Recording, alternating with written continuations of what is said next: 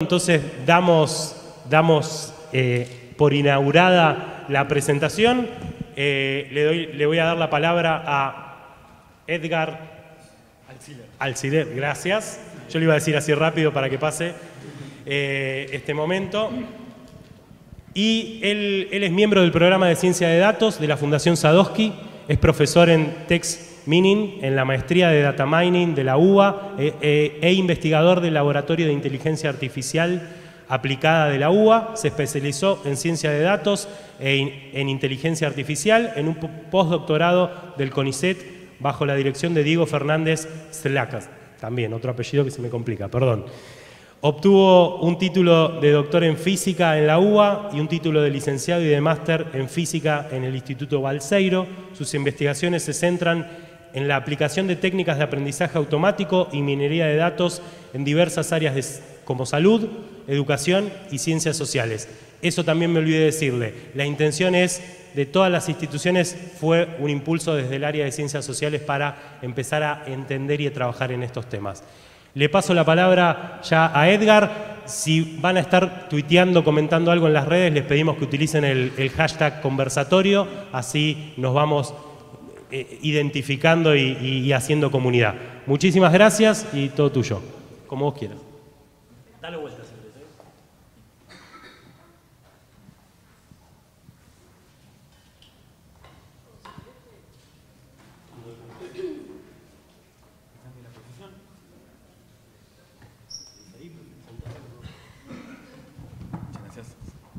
¿Ahí se escucha bien?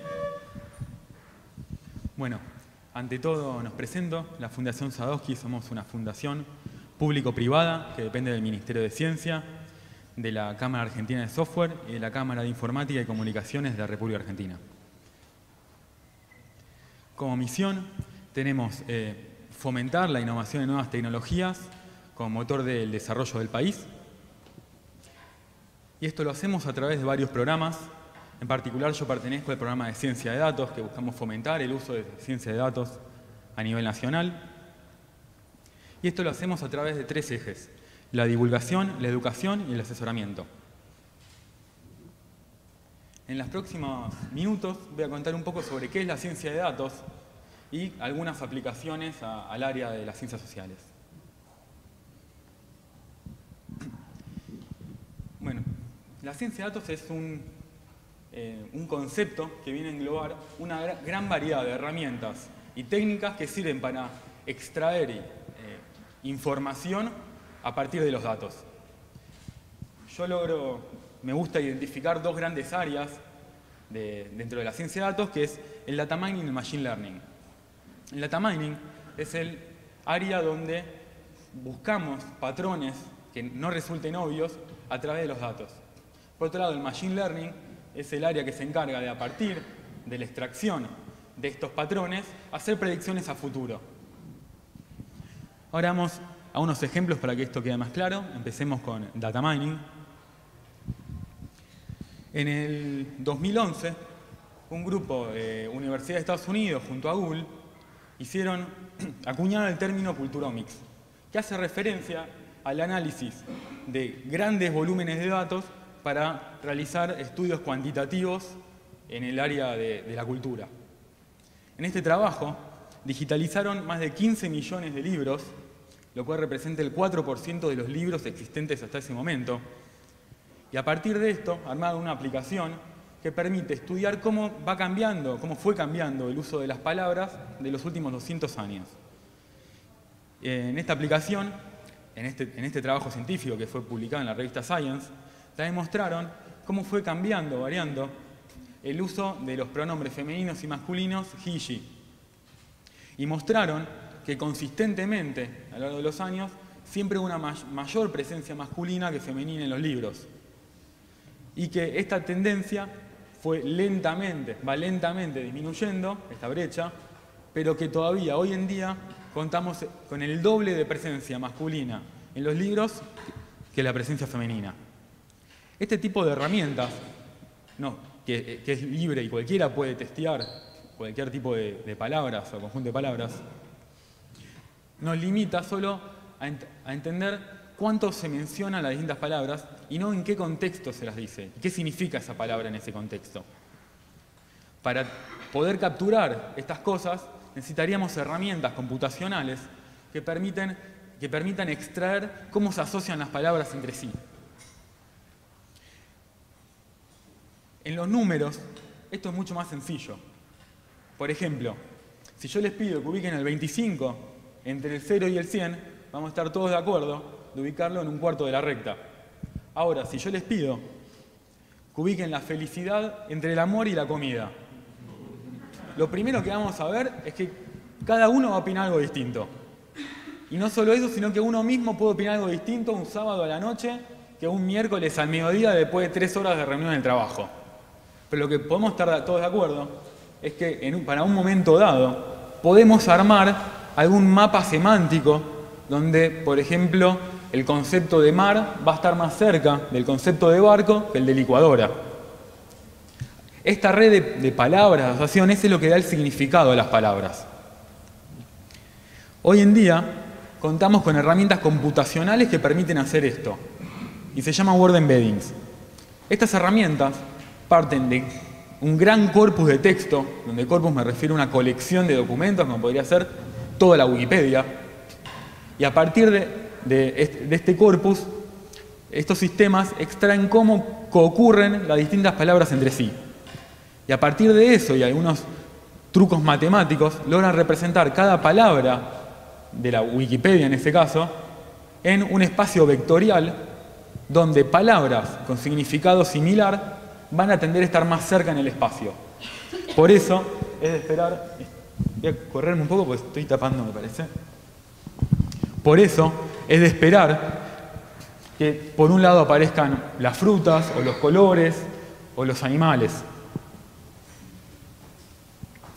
Y en este espacio es donde podemos empezar a hacer cálculos matemáticos. Por ejemplo, podríamos calcular qué tan cerca están las palabras entre sí. Y haciendo esto con un corpus de diarios, por ejemplo, obtuve que el amor tiene una cercanía a felicidad 0,45, que es más que el doble que el de la comida. Ahora, al igual que nosotros podemos tener distintas opiniones sobre a dónde ubicamos la felicidad, pasa lo mismo con los textos. Si yo en vez de haber alimentado esta herramienta con noticias, le hubiese dado libros de cocina, quizás se te hubiese dado distinto.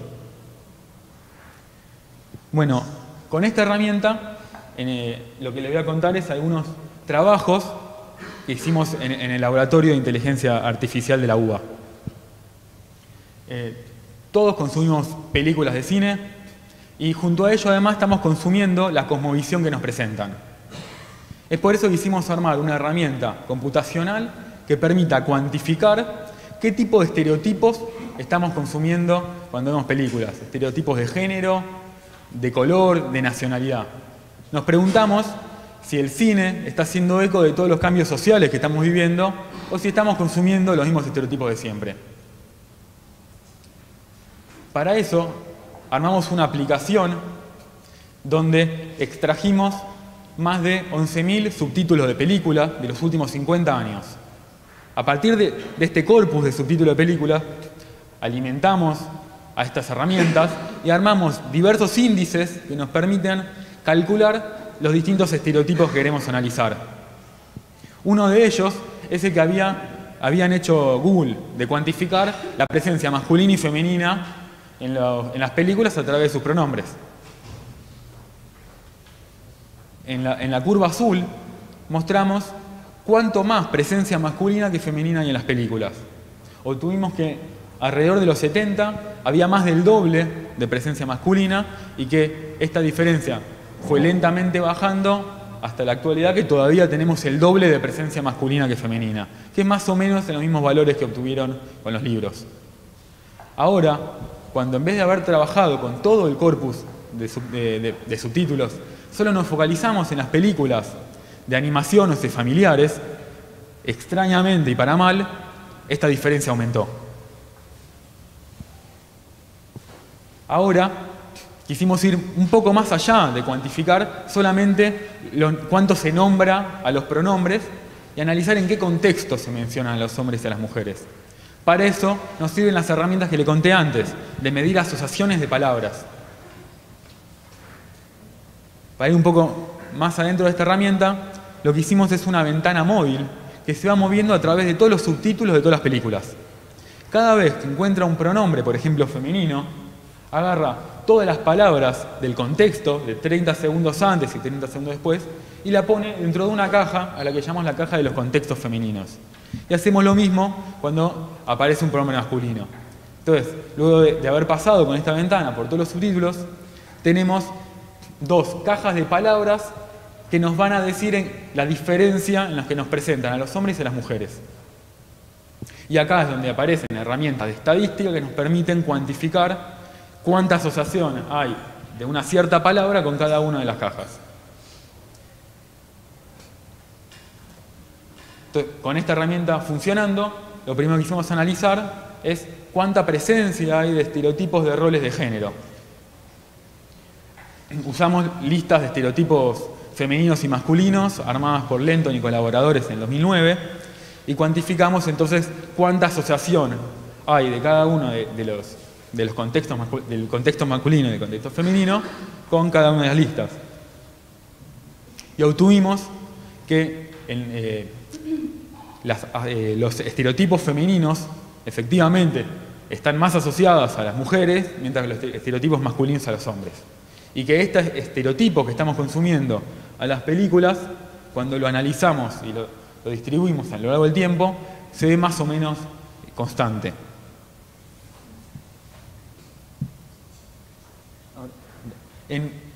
Quisimos ir ahora a hacer un análisis de un estereotipo bastante estudiado, que se revela cuando le preguntamos a la gente que señale de diversas fotos de hombres y mujeres cuál considera que está más asociado a la genialidad. Lo que sucede en este experimento es que la gente tiende a asociar más a la genialidad con los hombres. Este estereotipo de pensar a la inteligencia matemática más asociada a los hombres se ve presente hasta en chicos de 6 años. Y se ha estudiado los distintos medios de transmisión de este estereotipo y uno de ellos es la cultura. Por eso quisimos cuantificar cuánto estamos consumiendo de este estereotipo a través del cine. Y para eso armamos una lista de palabras asociadas a inteligencia. Y con estos conceptos de inteligencia nuevamente podemos medir cuánto se asocia la inteligencia al hombre y a la mujer en las películas que estamos consumiendo. Y obtuvimos lo siguiente, que se asocia más a los hombres que a las mujeres en las películas con inteligencia. Y no solo eso, sino cuando vemos cómo va cambiando esto a lo largo del tiempo, vemos que efectivamente no cambia. Esto no es menor. Hoy en día, en el 2018, estamos consumiendo los mismos estereotipos que hace 50 años. Y me quedo con una reflexión de Andy Warhol, que dijo que son las películas las que realmente han estado moviendo todo en Estados Unidos. Te muestran qué hacer, cómo hacerlo, cuándo hacerlo y cómo sentirte al respecto. Hoy en día esto sigue más que vigente y en especial con la llegada de las redes sociales. Pero a diferencia de ese entonces, hoy contamos con herramientas computacionales que permiten cuantificar estos sesgos automáticamente y en tiempo real. Esperamos que todas estas herramientas nos ayuden a generar algún tipo de transformación en el contenido que lo consumimos, haciendo así eco de los cambios sociales que estamos viviendo. Esto fue un ejemplo de aplicación de Data Science, una aplicación concreta. Ahora vamos a pasar a la otra pata que les conté de Machine Learning.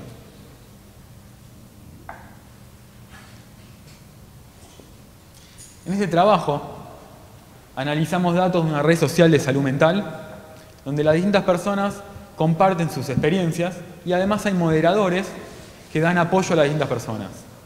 Lo que le sucedió a esta red social es que creció tanto que los moderadores ya no dan abasto para leer todos los mensajes, perdiéndose así algunos mensajes críticos que requerían atención inmediata. Es por eso que la red social se contactó con una de las conferencias más importantes de lingüística computacional y armaron una competencia internacional sobre esto, donde el objetivo era dar un mensaje de la red social poder clasificarla automáticamente según un semáforo de qué tan crítico es. Pasando en 4 colores que van desde situación de crisis, donde el autor está en riesgo y los moderadores deben atender inmediatamente este mensaje. En rojo, cuando los moderadores deben atender el mensaje cuanto antes. Amarillo, que es un caso intermedio, y verde es donde no hay necesidad de atención. Nosotros participamos de esta competencia utilizando estas herramientas de Machine Learning. Las herramientas de Machine Learning, por ejemplo en este caso, lo que van a hacer es, a partir de un corpus, unos datos de mensajes ya previamente clasificados como crisis, rojo, amarillo y verde, la herramienta va a buscar cuáles son los patrones de este mensaje y cómo se asimilan a cada uno de los otros mensajes, de los otros grupos. Y así identifica con cuál más se parece y puede decir, ah, este es un mensaje rojo. Ahora voy a mostrar un poco de cómo es la cocina que hay detrás de estas herramientas. La primera etapa es la de extracción de características. Yo tengo que poder representar este mensaje a través de números. Una colección de números que extraigan la esencia o lo que me resulta importante para poder luego clasificarlo. Por ejemplo, una de las aplicaciones son los word embedding que les conté antes, donde podemos representar matemáticamente como un vector es una colección de números, a cada una de las palabras del mensaje. Y eso, de alguna manera, está extrayendo el significado del mensaje. Ahora, haciendo el promedio entre estos vectores, vamos a tener una dirección en el espacio que me está guardando la información del significado promedio de ese mensaje. Además de esto, existen muchas medidas psicolingüísticas que también pueden ser calculadas a partir de un texto, como el análisis de sentimiento, que permite calcular qué tan positivo o negativo es un mensaje, análisis de emociones, que permite extraer las distintas emociones presentes en el mensaje, o grado de control que demuestra el texto, número de autorreferencias, complejidad léxica, coherencia semántica, y así hay muchas más. Entonces, luego de implementar todas estas extracciones de características, vamos a terminar, para cada mensaje de la red social, vamos a extraer automáticamente todas estas características numéricas y poniendo en una tabla. Y ahora viene un paso fundamental, que es la opinión de los expertos, que nos tienen que dar mensajes previamente clasificados. En este caso, los organizadores del evento nos dieron 1000 mensajes clasificados según su criticidad. Entonces ya partimos con información de los distintos grupos. Y ahí es donde aparecen estas herramientas de Machine Learning, que lo que hacen es identificar qué combinaciones de estas características son las relevantes para identificar los grupos. Entonces, por ejemplo, si solo tuviésemos 2 características, así lo podemos graficar, esto es, digamos, a modo pictórico, estas herramientas lo que van a hacer es identificar qué sectores de la región de características son los importantes para identificar los distintos grupos. Y luego de identificar estos sectores, puedo ir al resto de todos los mensajes de la red social para identificarlos según una clase. Piensen que nosotros partimos con 1000 mensajes clasificados a mano por los expertos y en este momento estamos clasificando el resto de los cientos de miles de mensajes de la red social. Y no solo eso, sino que cuando venga un nuevo mensaje, vamos automáticamente y en tiempo real poder extraer las características. Ver a dónde cae en el espacio y así finalmente hacer nuestra predicción. Esto es un mensaje verde. Nosotros participamos de esta competencia con grupos de investigación de todo el mundo, de países como Estados Unidos, Francia, Alemania, Canadá, y nuestra aplicación salió en primer puesto en la detección de crisis y mensajes urgentes. Ahora esto nos impulsó a seguir adelante con este proyecto y aplicándolo en redes sociales más generales como podría ser Twitter. Estamos. Bueno, hasta ahora yo les mostré 2 aplicaciones concretas de la ciencia de datos, del área de data mining y del área de machine learning, de todas las infinitas posibilidades que hay. Hoy en día contamos con acceso único, digamos que jamás ha pasado esto en el tiempo, de tener acceso a grandes volúmenes de datos, de todo tipo, y con herramientas computacionales que hasta hace unos años eran inimaginables. Todo esto nos abre una novedosa ventana al estudio de la sociedad. Gracias.